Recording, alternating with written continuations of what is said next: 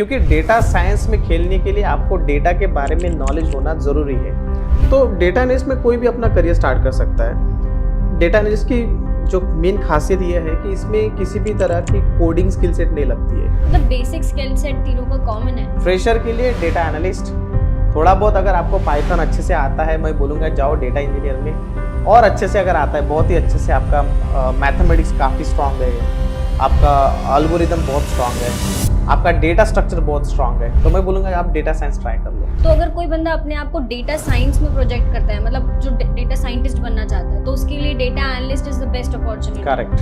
नहीं, ये जो डेटा स्पेसिफिक टेक्नोलॉजीज है ना, ये बड़ा समंदर है। मैं ये बोलता हूँ कि आप ये मत सोचो कि मुझे डेटा साइंस में जाना है कि डेटा इंजीनियर या फिर डेटा एनालिस्ट। जो भी आपको अपॉर्चुनिटी मिलती है, आप समंदर में डाल दो, समंदर आपको आराम से ऑटोमेटिक अपनी जगह पे लेके जाएगा।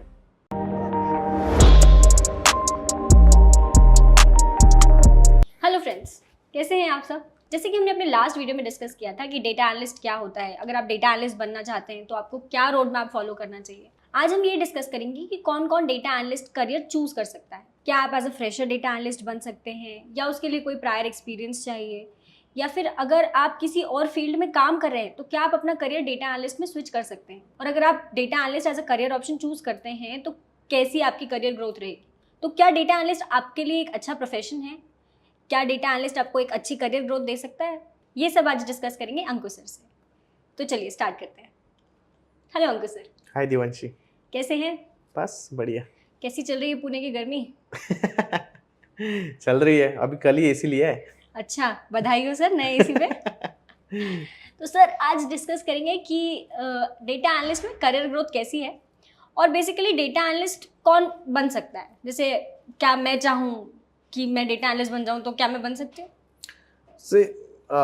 डेटा एनालिस्ट में करियर कैसा है, अगर मैं इसको बताऊँ तो देखो, anything which is related to the data, मतलब डेटा स्पेसिफिक कोई भी टेक्नोलॉजी आप पकड़ लो, उसमें आपको करियर ग्रोथ अच्छा ही मिलेगा।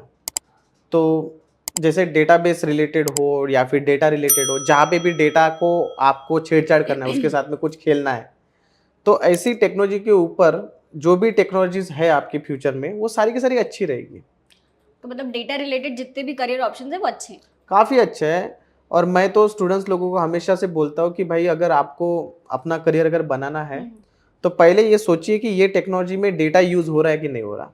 अच्छा। और अगर वहाँ पे डेटा यूज़ हो रहा है तो डेफिनेटली आप उसको साथ में करियर स्टार्ट कर सकते हो। तो सर आप कह रहे हैं कि डेटा जिसमें भी यूज़ हो रहा है, सपोज अब वो डीबीए हो गया या फिर डेटा इंजीनियरिंग, डेटा साइंस, ये सारे ही फील्ड्स अच्छे हैं आपके हिसाब से? करेक्ट है ना।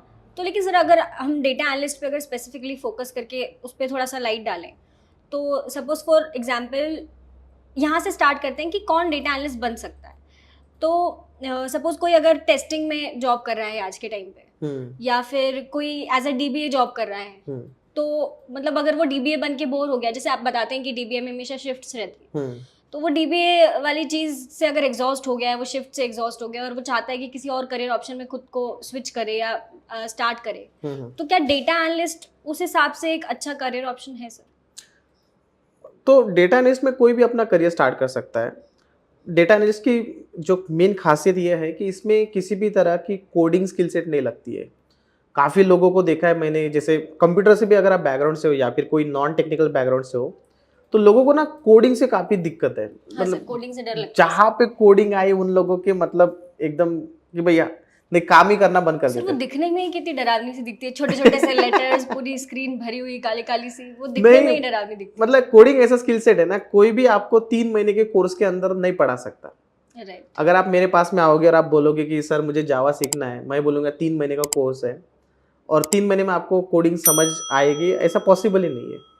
तो जो लोग ऐसा सोचते हैं कि यार मुझे कोडिंग नहीं आती है, मैं कोडिंग सीखना भी नहीं चाहता हूँ, तो डेटा एनालिस्ट उनके लिए काफ़ी अच्छा फील्ड है, जिसमें आप ज़्यादातर कोडिंग नहीं होती है। मैं ये नहीं बोल रहा हूँ कि 100% कोडिंग नहीं है, लेकिन कहीं कहीं पे आप लोगों को पाइथन का बेसिक नॉलेज अगर आपको है तो आपको उसका एडवांटेजेस हमेशा मिलेगा डेटा एनालिस्ट में। अच्छा, तो मतलब that is a add on point.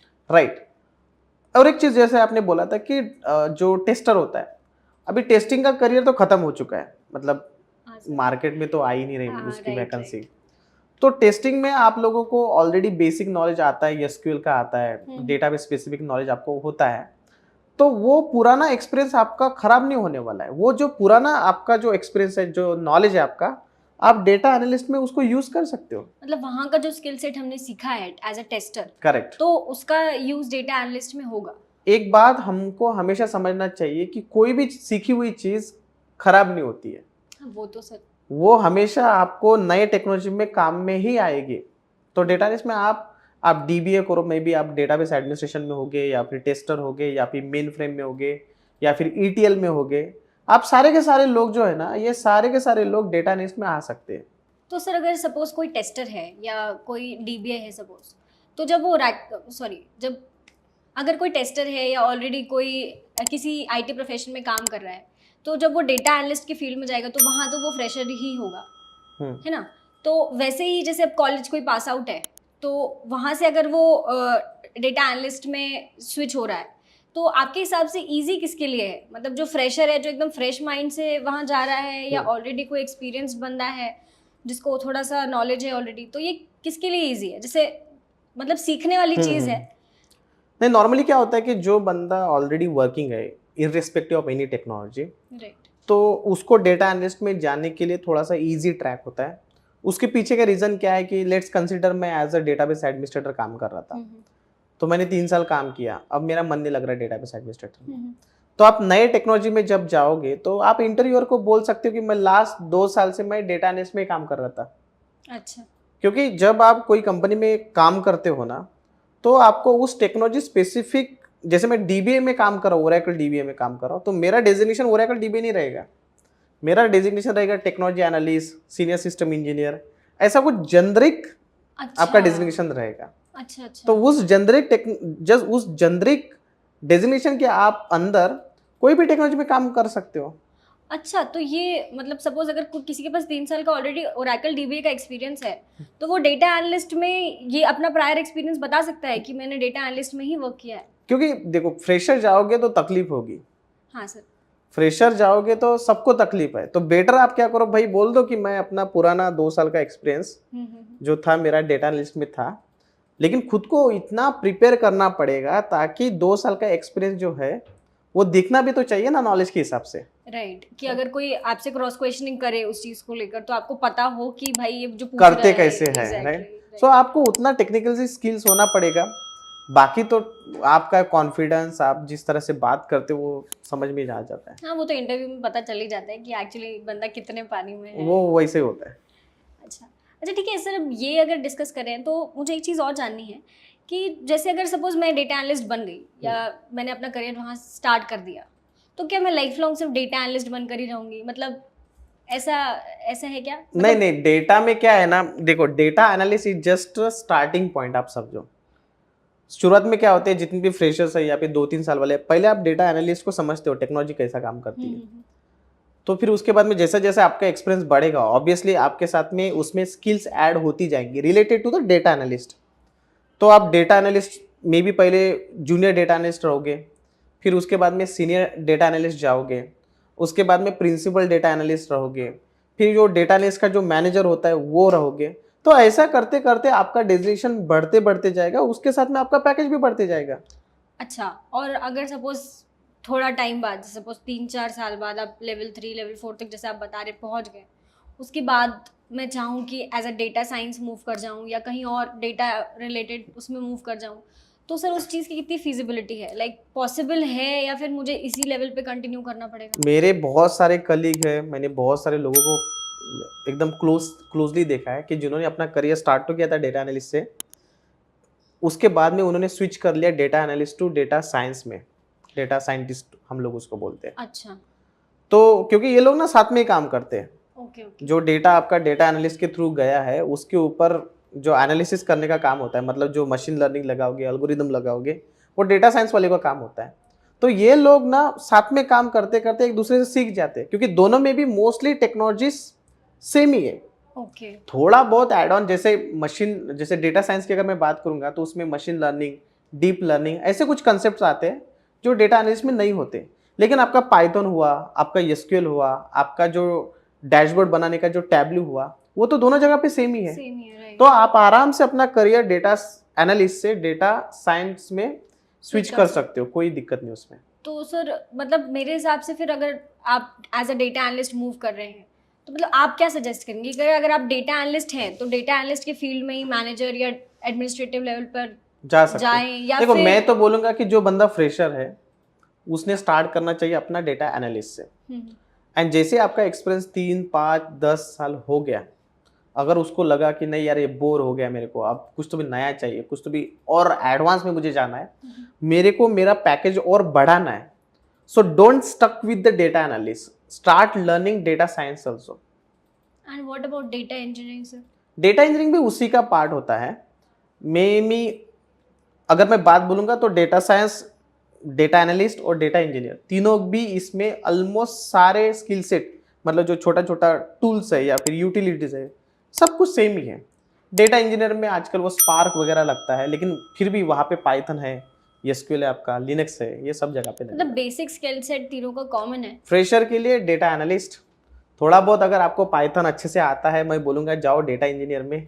और अच्छे से अगर आता है, बहुत ही अच्छे से, आपका मैथमेटिक्स काफ़ी स्ट्रांग है, आपका एल्गोरिदम बहुत स्ट्रांग है, आपका डेटा स्ट्रक्चर बहुत स्ट्रांग है, तो मैं बोलूँगा आप डेटा साइंस ट्राई कर लो। तो डायरेक्टली डेटा साइंस में जैसे नहीं जा सकते?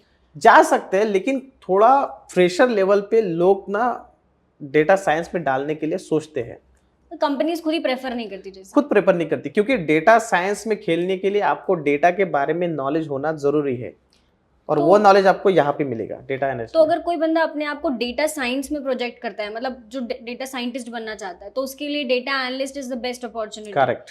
कि पहले वो डेटा एनालिस्ट बने, डेटा का स्ट्रक्चर समझे, कैसे उसको मतलब एनालाइज किया जाता है, और फिर उसके बाद वो हायर पोस्ट जैसे डेटा एनालिस्ट के लिए अपना करियर ऑप्शन सोचे। करेक्ट। हाँ तो ठीक है सर, मतलब अगर इस तरीके की करियर ग्रोथ है तो डेटा एनालिस्ट एक अच्छा करियर ऑप्शन बन सकता है, मतलब चाहे फ्रेशर हो या एक्सपीरियंसड हो। और फॉर एग्जांपल अगर वो ऑलरेडी आईटी में काम कर रहा है तो data analyst can be a very good profession. जैसे हमारे पास भी जो स्टूडेंट्स आते हैं वो हमेशा इस बात को लेकर कंफ्यूज रहते हैं कि डेटा एनालिस्ट ले तो लें, बट आगे कहाँ जाएंगे, क्या हमेशा डेटा एनालिस्ट ही बने रहेंगे?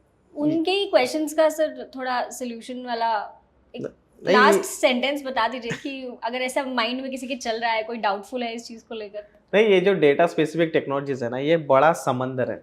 ओके, मैं ये बोलता हूँ कि आप ये मत सोचो कि मुझे डेटा साइंस में जाना है कि डेटा इंजीनियर या फिर डेटा एनालिस्ट में। जो भी आपको अपॉर्चुनिटी मिलती है आप समंदर में डाल दो, समंदर आपको आराम से ऑटोमेटिक अपनी जगह पे लेके जाएगा। तो आपको मंजिल आराम से मिल जाएगी, उसका टेंशन लेने का नहीं। कहीं से तो भी स्टार्ट करना है। So whether you start from data science और data analyst, that's not a problem. Problem is कि स्टार्ट होना चाहिए, कहीं से शुरुआत तो हो, वो इम्पोर्टेंट है। ठीक है सर, आज के लिए आज का डिस्कशन यही ओवर करते हैं। आगे आने वाले वीडियोस में हम सैलरी स्ट्रक्चर डिस्कस करेंगे कि डेटा एनालिस्ट की सैलरी कैसी होती है, और अगर किस लेवल पे किस सैलरी को हम एक्सपेक्ट कर सकते हैं, तो उससे रिलेटेड थोड़ी बातचीत करेंगे। चलेगा। Thank you very much sir आपका टाइम देने के लिए। थैंक्स देवांशी। सो आज का डिस्कशन था कि data analyst as a career option कैसा है, क्या करियर ग्रोथ है, कैसे कैसे आप उसको चूज़ कर सकते हैं, अगर आपने चूज़ किया तो आगे कहाँ जा सकते हैं। इन सब चीज़ों से रिलेटेड आज हमने अंकुश सर से बात की। आने वाले वीडियो में हम डिस्कस करेंगे कि डेटा एनालिस्ट की सैलरी स्ट्रक्चर क्या होता है, किस तरीके का सैलरी पैकेज आप एक्सपेक्ट कर सकते हैं, और आने वाले टाइम में क्या ग्रोथ रहेगी आपके सैलरी पैकेज में। तो stay tuned, do not forget to like this video and subscribe to our channel, and do not forget to follow us on Instagram, and do join our WhatsApp channel to get the updates related to trending technologies. Thank you so much. Stay tuned.